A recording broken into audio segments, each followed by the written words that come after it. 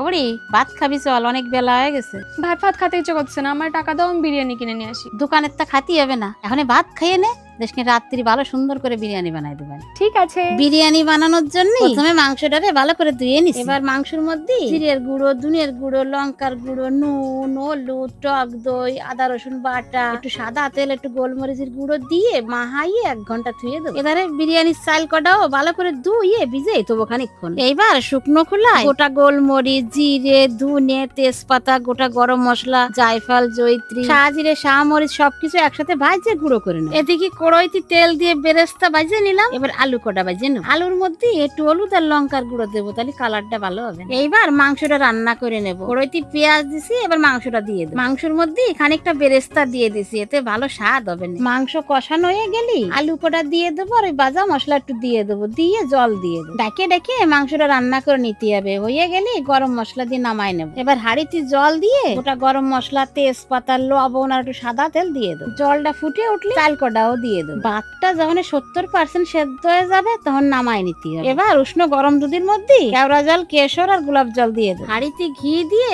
প্রথমে মাংস, তারপরে ভাত, তারপরে আবার মাংস দিয়ে বেরেস্তা, বিরিয়ানি মশলা আর একটু ঘি ছড়াই দেবো। এবার ভাত সব দিয়ে হয়ে গেছে, উপর দিয়ে বেরেস্তা, বিরিয়ানি মশলা, ঘি আর ওই কেশর ভিজানো দুধটা দিয়ে দেবো। এই যে আমার সাজানো হয়ে গেছে। এবার একটু আটা মাখিয়ে নিছি, হাঁড়ির উপরে দিয়ে ডাকনাটা দিয়ে ভালো করে আটকাই দিতে হবে। 20 মিনিট মতো দমে রাখিলাম। তারপরে এই যে ডালতেছি, দেখো কি সুন্দর হইছে। দোকানেতে কিনে খাওয়ার চাইতে বাড়ি এইভাবে বানায় খাওয়া অনেক ভালো।